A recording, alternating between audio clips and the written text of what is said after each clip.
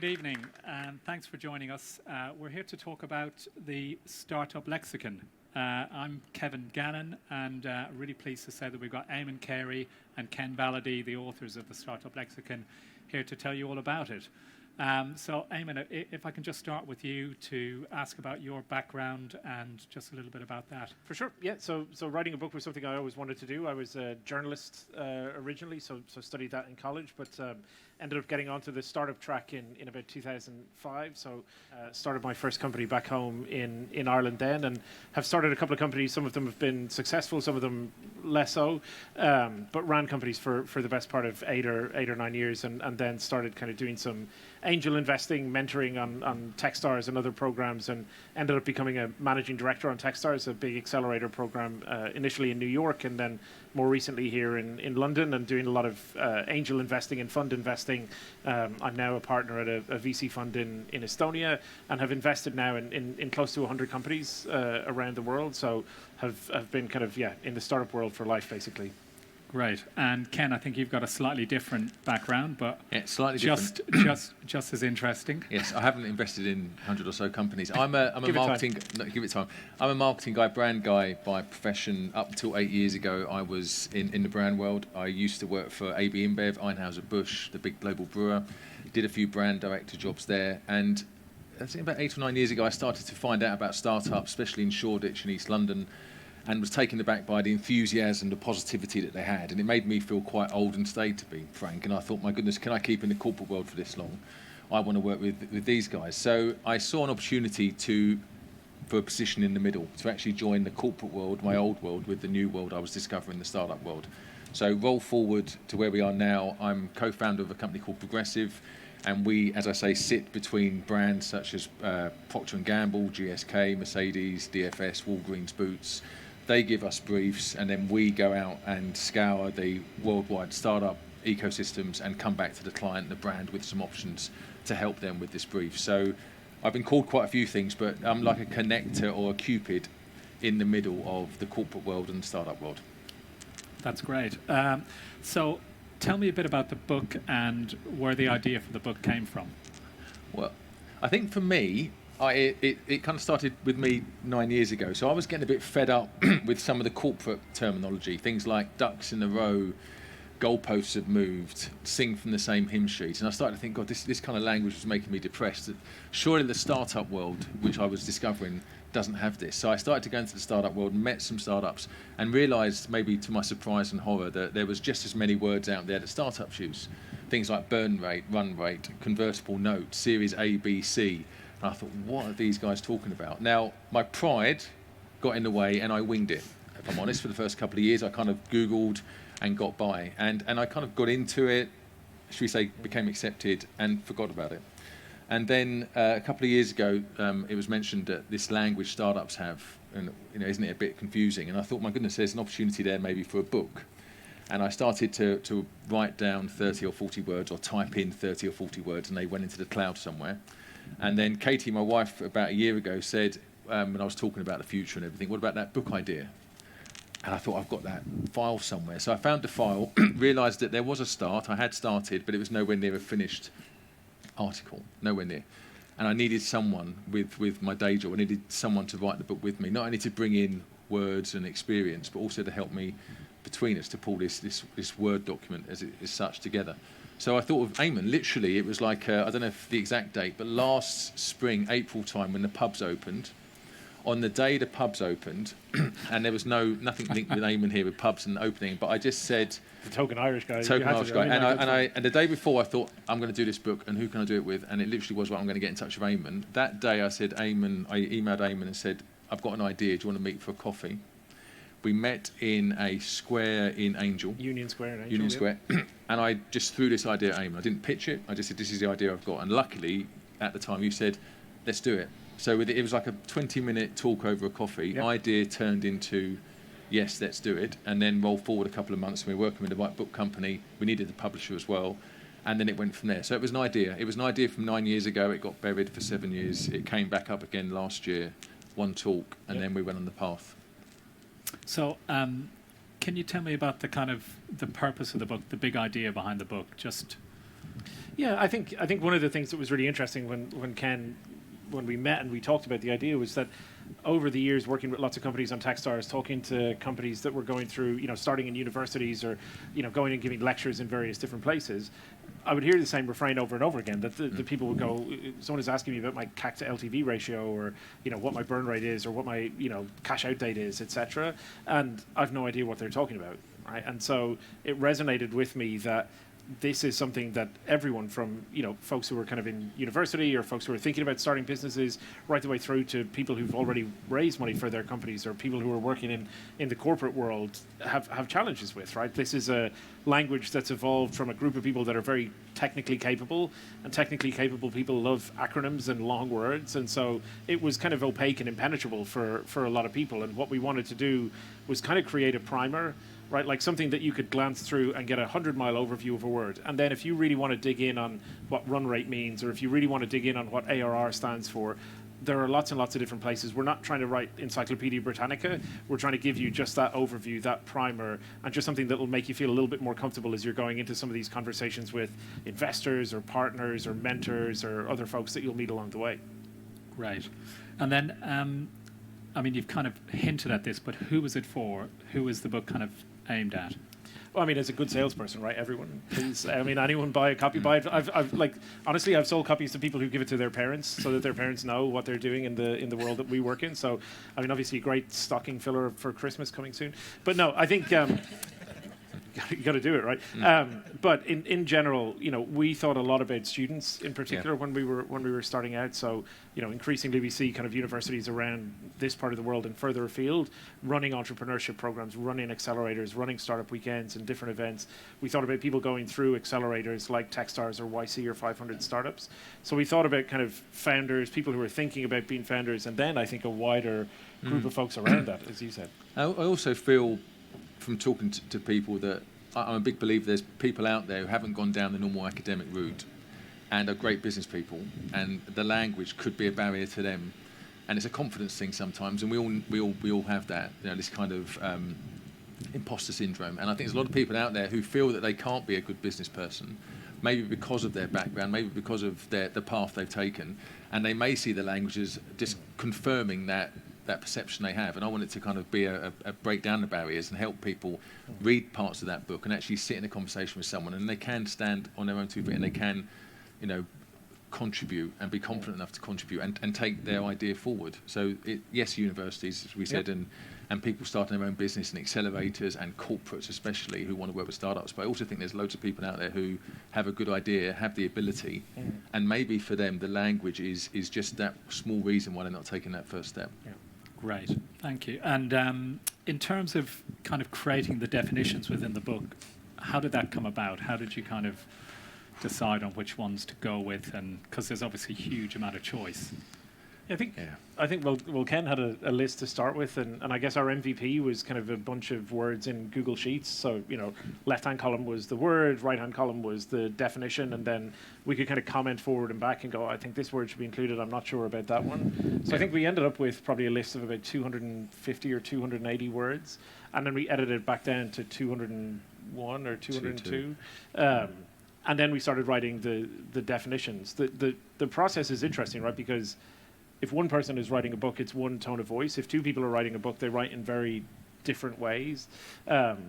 And I will hold my hand up and say, I write a lot of words when a very much smaller number would do.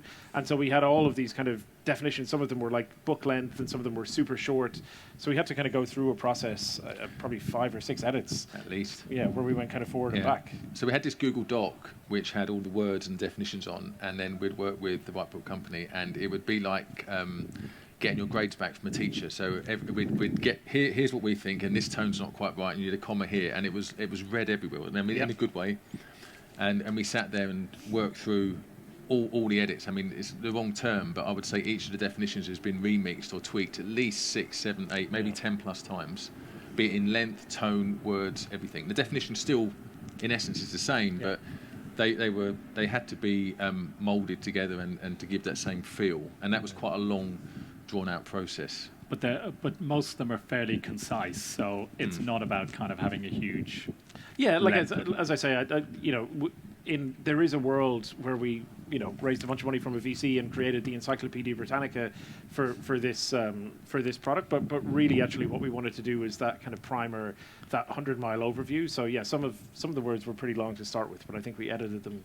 Well, when I say we, our editors edited them down nicely, and we mostly agreed. And then you've also got lots of other people who are kind of defining some of the definitions, like the stories around these terms. Could you tell us a bit about that? Well, I think we didn't want it to be a glossary of terms, in essence, an A to Z, because that would be quite dry. And we felt that, one, it would be good to get other people's views, because these are working terms. They're not just things that you read in a book. These are working terms. So we got 25 plus contributions from experts who give their own feel and context to certain words. And we felt that would, one, give more depth and colour to certain words. And in some cases, a definition of the word is one thing, but if you get a story behind it, it just gives you a little bit more of an understanding. There's certain terms out there, agile for being one of them, where you need a personal story just to give you that little extra bit to fully get it through what the word stands for. So yes, we got in, I think it was 25, 26 experts to give their stories as well behind certain terms. Yeah, and this is a slightly loaded question, but are you kind of competing with Google, and what's to stop anybody just Googling the terms, as in? Yeah, look, the words are out there. Google is most definitely out there. I think what we wanted to do was kind of be at least the gateway drug for people who wanted to then go and look at Google, right? So people could kind of come and see, pick up a couple of definitions that they think are important, and then if they want to dig in and go, okay, show me a formula for product market fit, show me a formula for a discounted cash flow analysis, show me like real detail on some of these kind of topics, then you can absolutely go and do that. I think what we wanted to do was have something that would be a useful kind of reference guide that people could look at and go, oh, okay, actually, I now have the 100-mile overview of what Web3 means. If I want to dig in on that, which would be probably an entire volume of books on its own, I can do that. But I at least kind of understand when I'm in a conversation with someone conceptually what they're talking about. And it stops you going down those rabbit holes which you can go down with Google, where you're into 3 or 4 pages of search results. Great. And then in terms of what words cause the most discussion, the most agreements, disagreements, could you tell me a bit about that? I think one, surprisingly, was bootstrapping, which is, we had quite a few discussions about that, 3-way discussions where we actually had different views. And so bootstrapping in itself is where a company, someone grows a company, gets revenue in, but they're not looking for outside funds. They're doing it all off their own steam. And we put a definition together, and we included in the definition, I think it was some 18th century... 16th or 17th century Dutch phrase that it comes from. Which we thought actually was quite interesting at the start. We thought that's quite interesting. And it's pulling yourself up by your bootstraps. Yeah. The challenge was that it was actually it had a kind of negative connotation back then, versus and admittedly still from a certain perspective, some people look at it negatively now. I tend to think it's more positive. But it was really interesting because it kind of tainted the definition if we included the origin of the word, right? It felt like we were actually saying something positive, but actually it's kind of negative in its origins, and it felt like it was kind of messing with it a little bit. Yeah, I never thought an 18th century Dutch definition would be the thing that causes the most conversation in the book, but it did, and it literally, it was in and it was out, and it was in and eventually it was out. Yeah. So it didn't make it. Didn't make it. Because I can see. But now you all know. Furiously looking to see if bootstrapping is in there. Up. But I know it from the startup world because it's an adjective now. It's like you're bootstrapping the company, or a verb. It's so. And do you have a favorite word, a favorite definition from the book? I guess I kind of have 2, but I think I have a lot. I think product market fit is one of my favorites, not least as an investor. I love seeing when a company gets to it, but it's also a very loose definition. It means a lot of different things to a lot of different people. The reason I like the definition in the book is Connor Murphy's story about product market fit, and the piece that he wrote for us kind of breaks it down in a really interesting way, goes through a bunch of different examples of how you can actually demonstrate it, whether you're a B2B or a B2C company, and I think gives an incredible kind of illustration of what a fairly loaded and complex term can mean when it's kind of crunched down by someone who knows what they're talking about. So that's definitely one that stood out for me. Right. And Ken? I would say one, which is more negative side to it, but I would say is starter or founder burnout. That was one that we didn't know if we would include, because burnout is a common term, not just related to the startup world, but founder burnout we found was cropping up quite a lot. And we put the definition together, which in itself was quite difficult to pull the initial words together. And that's why we looked at it and thought, is it worth having it in there or not? Or are we just trying too hard to have that in there? And then there's a lady called Christina, who I know, Christina Richardson, who wrote a fantastic story in the book about her own burnout.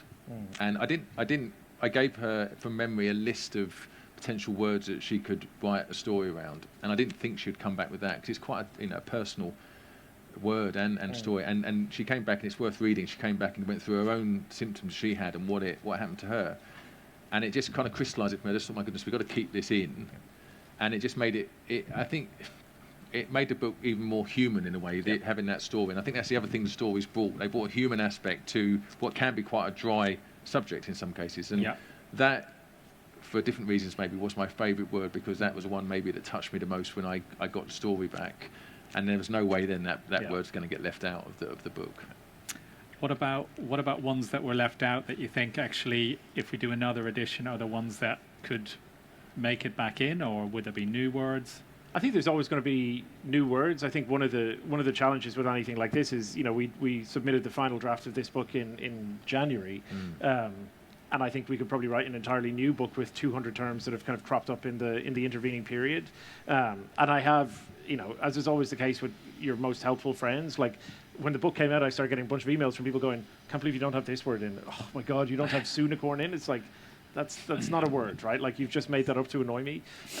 So there are a bunch of words now, and I think increasingly, if you look at kind of emerging technologies, kind of a lot of the stuff that's happening in kind of Web3, a lot of stuff that's happening in machine learning and synthetic biology, there's easily another 50 or 100 words that we could add in. So let's call it a work in progress. And there were certain words that got cut when So we were going to include initially all the different techs, so ad tech, martech, prop tech, fintech, and we put them in, and we thought, this is good.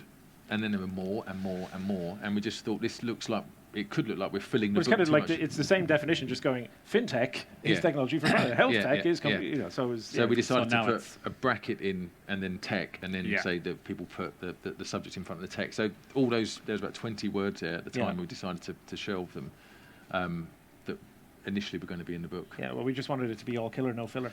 All killer, no filler.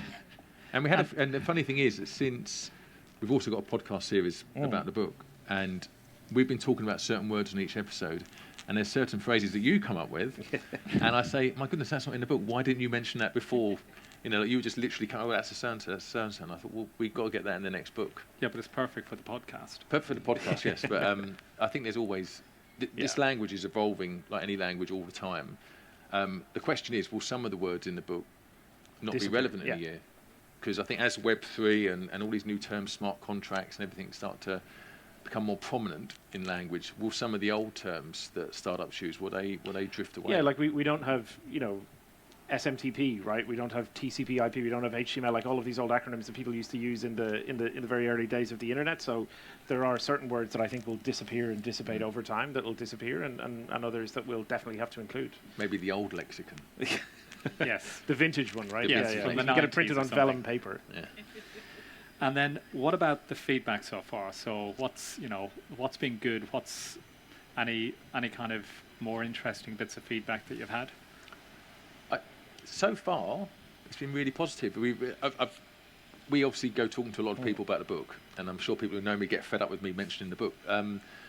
But one, people hopefully get the idea why we've written the book. That's the key thing. And two, people we know have read it. The first thing they say, whatever their position and whatever they do, have come back and said, oh, I didn't know that word existed, or I actually thought that word meant something else, or both. And I think that's really good. So generally speaking, it's been very positive, especially from the educational side of things, where people say we want to put it on the reading list, and that's really great to hear. So like universities, or what sort of places are showing a lot of interest? So universities have definitely, the universities I've been speaking to have come back and said, yes, we're going to get it on the reading list. They'd like us to come up and do talks, which is excellent. Other accelerators have come forward and said we want to include it for our new cohort when they come in. I think you've had from the law. A lot of people from, weirdly, which I wasn't expecting, a bunch of legal firms coming and saying, hey, we have all of these kind of trainees starting, regardless of what part of the practice that they're going into. We think that these are phrases and terms that they're going to need to know, because there is so much crossover with fintech and health tech and car tech and everything else, that this is a kind of vernacular that they're going to have to become accustomed to. So I thought that was really interesting. Like we're seeing it from a bunch of different places, saying kind of where have you been all my life in some cases, and just a lot of kind of very genuine interest from both here at home back in Ireland for me, and even going out to the US now before too long as well, which is exciting. So would the US edition have to be a little bit different? Because do they have a different... We have to put more Z's in. Yes. Is the For key starters. thing. Fewer U's and more Z's. No, I think you know, the one thing about the kind of language that startups use is that it's relatively universal, right? Like if you're a founder in Lagos or London, you're kind of talking about the same terms. It doesn't get quite as localized in the same way that, you know, folks in the US call a seesaw a teeter-totter, right? Like that kind of variation hasn't happened yet, to the best of my knowledge. And I never heard that before. No. And the other feedback, which I think is really great, is that people see it as, it's not, I mean, some people may want to, but it's not a book you're going to pick up and read from front to back in one sitting. But people find, the feedback I've had from some people is they look at some of the words, they then go Googling and think, oh, now I understand it a bit more, and it, you know, it's ticking the box, that's fantastic. But then they pick it up again and they kind of have a quick look, and it's almost like they're testing the lexicon to a certain extent. So they hear another one, think, is that in there? Yep. And as you say, some of your friends will come back and say, actually, you haven't included that. You know, so I think it's a nice pick-up reference book. And you know, to be honest, we had some feedback. We got a 3 out of 5 rating on Amazon, and that was a tough day. Yeah, tough day. And the chap there said that it's great to have everything together, but it wasn't as in-depth as it needs to be, because if not, you can just go to Google. Which, to be honest with you, I understand where he's coming from. And to your question earlier, I think there is definitely a place for Google. We're not trying to replace Google, but as we say, this is a primer, this is the first step, and then go to your heart's content to Google. But I think to a certain extent, if you're going to Google these words, you could be in trouble in a position where you think, oh my goodness, I've been asked a question, I don't know the meaning. And you're going to go like that on Google, or while you're on a Zoom call kind of Googling it. We've all done that, and that doesn't end well. So I think we're not trying to substitute Google, and we're not trying to write long definitions for everything. It is literally your first port of call, and after that you can do what you want. But I can understand fully, everyone's entitled to their opinion. But that was maybe not such positive feedback. That's fine. And I feel like I've hinted at this already, and maybe you'll have differences of opinion on this, but the second edition, is that something you've discussed already, or is that something that you think will happen? It's only a month after the first edition. We have, I think the thing is... Ken's made mock-ups of mugs already. Like, there's an entire branding, there's a merchandising line coming. My marketing side's coming out. That's a good idea. I think we'll see how it goes, because we're only 1 month in, and it's fantastic, it's exciting and everything, but I would argue that if we do think about doing a second edition, the problem won't be content. Yeah. Because there will be new words. I'm writing down words already that aren't in the book, and you come up with some which are bizarre in the podcast that you're on that list as well. So, and I think we want to get more stories in as well. So if we were to do a second edition, and it's an if, I think it wouldn't be short of another 30, 40 words at this stage already. And I think we'd put another 10, 20, 30 stories in. And dare I say, there might be some words that we take out. Yep. Yeah. So I think it's not like writing a novel where you've got to invent another story around the characters or whatever it may be. The content's there. It's just we haven't really sat down yet and decided whether we're going to give it time. We're going to go through it. Or maybe a word of the year or something. Or we can have an award ceremony. Yes. Yeah. And I think we can pass it over to the audience at this point. If there's anyone that's got a question, or they don't know one of the startup terms that we've mentioned up here. We've got there's got a microphone coming out to you. Yeah. Given that it's quite a digital subject, and you've already talked about some of the words that are already probably obsolete, and you've got new ones coming, would you try and digitise it in some way? Do you feel that having an analogue book is maybe not the way to go? Maybe perhaps an app or something linking to the podcast would be a good idea? I think probably that was one of the initial conversations actually that we had, to kind of go, is this a book? Is it a website? Is it an app? Is it potentially all of those things over time? I think the conversation that we had was kind of doing the book and having a physical item was kind of a good V1 of the product, right? It allows us to build a little bit of credibility, build a little bit of a brand. You know, will version 2 be a physical printed book? Possibly. Will it also be an app? Maybe. Is it a subscription service? TBD. So I think the world will always kind of evolve, and I think we, as the kind of feedback that we get from people continues to come in, I think we'll think about different ways to evolve it. But I do appreciate there is a delicious irony in kind of defining words in the startup ecosystem on dead trees. But here we are. The interesting thing is, slightly related to the question, is if you look at the sales numbers that are coming through from Amazon, it is 50-50 on physical books and Kindle. And there are other, and we learn as we go along, there are other platforms that books go on, digital versions of the book, which we weren't aware of. And so, yes, I think we just got to sit down and think about all these things. But initially, the book seemed to get our attention to do a physical book. Yeah, maybe it's an ego thing. But it was a little bit like it's a bucket list thing, right? To write a book, and then I remember when the box arrived with the books in it the first day. It was kind of a slightly emotional experience giving it to my parents when I brought it back home for the first time. Like, I think it was it was an amazing way to start it off. Where it evolves is always an open question. Oh, that's right. Please. Hi. Are there any startup words that should be banished and banned that you absolutely hate? Very good question.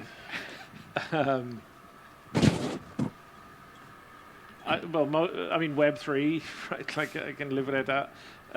What does it really mean? I don't know. I think probably most of them have their place. I think I find that kind of more corporate speak a little bit like let's action this or synergy, right? Like I would if I could live the rest of my life and never hear the word synergy again, I would be quite happy, actually. I can't. That's a really good question. I can't think of any in the book that I'm fed up with. If there were, I think ad tech, martech were terms that I first learnt when I started going into the startup world, and they feel quite old now. There's still a place for them, and they still mean something, but in themselves, they feel quite an old. It feels quite an old term. I don't think they've been replaced by anything, but ad tech, martech to me just feels that reminds me of 8 years ago, and you don't see it. I would say that's dying a bit now. You don't see it so much, so it doesn't annoy me. But if I look at it, I don't think of the here and now. I think of 8 years ago. Maybe as an investor in a difficult economic situation, I would like the word down round to disappear. But that's more selfish than anything else. And what about, just off the back of that question, any terms which are misunderstood, as in they're used in completely the wrong context quite often? Well, I think it's more people think about certain words in a negative way. So, like, there's a really good example in the book of a bridge round, right? And so a lot of the time when companies raise a bridge round, it's viewed as a kind of negative, right? They haven't been able to hit the goals that they need to get to their next round of funding, and so they've needed folks to step in and kind of keep them going. But actually, Andres, my colleague, wrote a really good story about like how it actually should be viewed as a very positive thing, that the existing investors who have this inside track on the company are willing to put even more money in, not because they're propping it up, but because they see the potential there and they see the benefit in getting a little bit of additional ownership in the company. So I think that's a kind of interesting one where the perception is sometimes negative externally, but actually if you kind of think about it rationally, it's a very positive thing. Yeah. I think another one's agile, and we all say agile and very Go agile agile. thinking, and it is, and if I'm really candid, I didn't understand there was actually a whole model behind it, and until Mick, who wrote the story, submitted the story, and I thought, my goodness, I didn't even know that was it, and then everyone you speak to knew it apart from me, and I thought, my goodness, that's good then. So I just took it as a term, agile, very agile thinking, people coming together, working in a very agile way, but there's a whole definition and book behind it, just like lean startup. Yep. And people say, well, you're a lean startup, but there is a publication and a theory behind it. And that's why sometimes, to my earlier point, we had stories, because that's a good way of bringing in the structure. Because there is a danger sometimes, and there shouldn't be. There's a danger you may use a term, and then if someone says, do you know where that comes from, and you don't, you would feel even more exposed then. So where there are certain terms, where there is a academic or a book written where it's come from, we've made to try to get those stories in, but agile is definitely one that I've learned from. And Mick wrote a very long story, which I read a few times before we even put it into the doc. Yeah, and we had a brief one, which I think was just 2 words: "Go agile." Yeah, there you go. So it has been much abused. Yes. Any other questions? We have a question online. Yep. This is from Raf. Raf is asking, did you have any crazy or inspiring stories that didn't make it in version 1 that you could share here with us today? Great question. That is a really good question. To be honest, the ones I received all made it. Yeah, we had. I don't know if you had any mad ones. The ones I received. We had one about proof of concept. We ended up with 2 definitions for proof of concept. So the second definition may make it in to the second edition if it comes to pass. But no, I think the ones like we were quite curated in the way that we brought the submissions in. So we went to people specifically with words that we knew would be a good fit for them, and we also went to people who we knew could tell a story, or worst case scenario, we could ring them up and ask them to tell the story and we could write it. Yeah. They all, in fairness, actually did write the story, so thank you to all of them, wherever they may be. But I think, we didn't have any that we cut out. And stylistically, I think, and tonally, a lot of the stories, like Monty's story about blockchain, is really different to Andrus's story about bridge rounds, right? So I think that was kind of nice to have that little bit of kind of dynamism. But there's a few edgy terms in some of the stories that I'm not saying made it in a kind of 18+ language, but there was a few edgy terms. We decided to keep those in because to that point it gave it a very personal angle. But I don't think there's any stories that we didn't have to go back to anyone and say, "You're out." You're out. Well, Thank goodness. Yeah, indeed. And there was just a question down the back. Hi. So, to what extent have you seen this sort of lexicon shared with the corporate world? I mean, some of your work, Ken, you're working with large corporations. Have they adopted this, or are the words coming from the corporate world into the startup world? Yes. I mean, how do you see that? I think second part of the question. Sorry. How do you see that movement happening in between them? So if I answer the second part first, I definitely, even before the book, I see startup terms coming into the business world now and being used in the correct way. So when I have it, many situations where on one side of the table you have a startup pitching, and on the other side you have my clients listening, it's not unusual now, and it hasn't been for 2 years, for a corporate to say, so what's your roadmap for the future? What's your burn rate? Now, those words never would have come into the corporate speak 8 years ago. No way. No one would have understood what they meant, let alone say them. So I definitely think there is a merging of the languages and the startup language, because it is so familiar, it's been written about more and more, that people are starting to use these words. And so far, the experiences I've had, those words have been used correctly. So yes, the language is drifting over to the corporate world. The first part of your question, to do with corporates picking it up, one of our large corporate clients, the lady there got back to me and said, it's a really fantastic book, which is great, and anyone who comes into the company and is going to work within their internal accelerator is going to be given a copy of the book to look at. So the feedback so far from the corporate world has been very good. I think there's another challenge there, that there's only certain people in the corporate world who are going to work with startups. It's not like everyone. Whereas universities, everyone who's studying a certain course, in theory, should be reading the book. But I think, the corporate world is definitely picking up. The feedback's been, it's a harder nut to crack, I think, the corporate world. But so far, so good. I think the main traction at this point has been the accelerators and the universities. But the corporate world is one of our audiences. But so far, it's been good. But there has been a natural drift, in a good way, of that language going over to the corporate world. And I think in the real world, right? Like you look at 3 of the biggest TV shows so far in the last year have been, Bad Blood about Theranos, right? You had We Lived about WeWork and Super Pumped about Uber, right? Like, so the kind of tech culture of the last 10 years has started to really bleed over into the kind of everyday world and everyday media. So I think we are starting to see more and more of these phrases, and we will see more of these phrases starting to be used. When I was at a baggage carousel in the airport a couple of days ago, listening to the baggage handlers talking about their crypto portfolio, right? So like this is migrating into the quote unquote kind of real world. Mention the book. I didn't. They were in enough trouble. Okay. Yes. Yeah, I just wondered. You mentioned about the A to Z being a bit of sort of a sterile, sort of dry. So how have you structured the book in terms? Because I haven't actually read it yet. How have you structured it so you can find the words?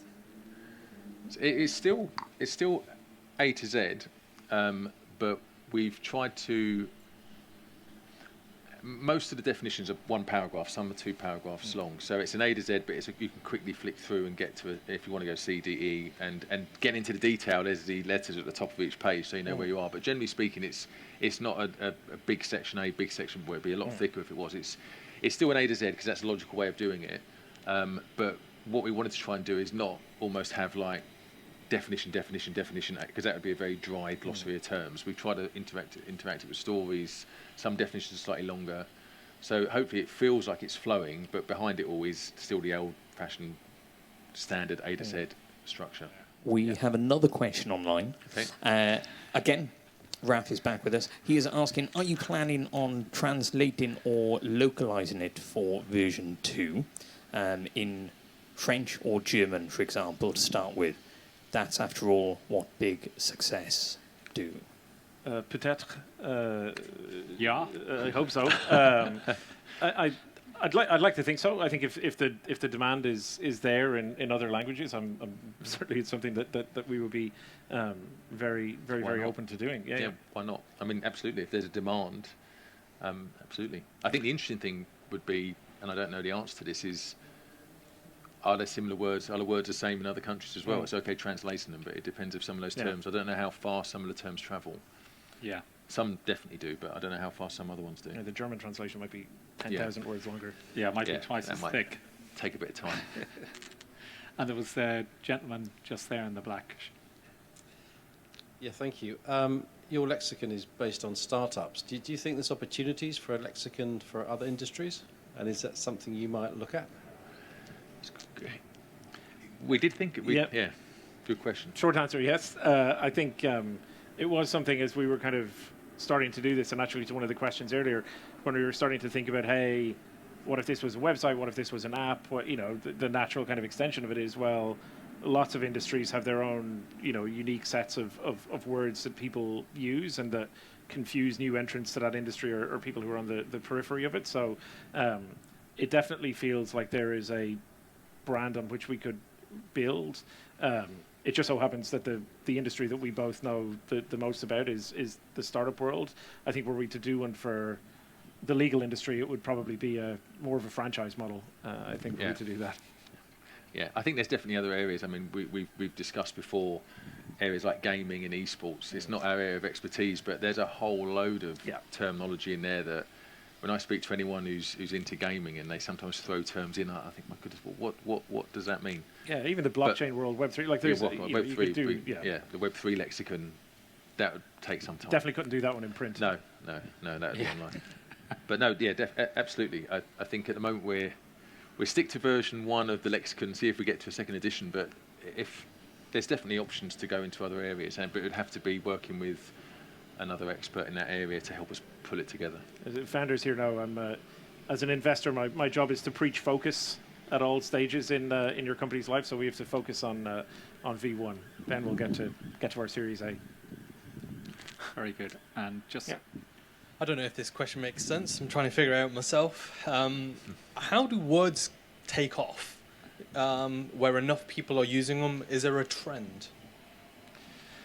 Really good question. That is a really good question. It's really interesting to look at certain words in Google Trends, right, and kind of see, when did people start using the word blockchain? When did people start using, when did these words come to massive amounts of prominence? And then you can start to kind of backfill for what led to it. I think there are probably cultural shifts and media shifts that happen. There are books that publicize certain words. There are conversations that happen, on the news or on TV shows or anything else that kind of publicize certain words or popularize certain words.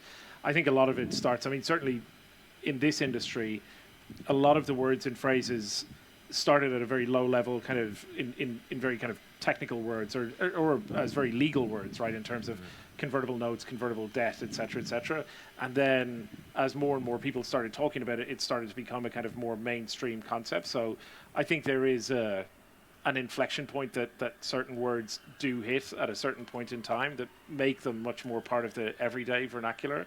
I'd be curious to see, there's got to be a bunch of linguistics PhDs that have written theses that say this is the formula that needs to happen for a word to become mainstream. But you can see it, my aunt gives out to me about all the phrases in the lexicon because she's like a gardener. She's like, could you stop stealing our words? Could you stop having like seed and growth and all of these kind of different things? So like there are words that are borrowed from other places. There are words that kind of evolve naturally, and there are some that just kind of catch fire because they become super kind of popular, like blockchain, crypto, Web3 over the last little while.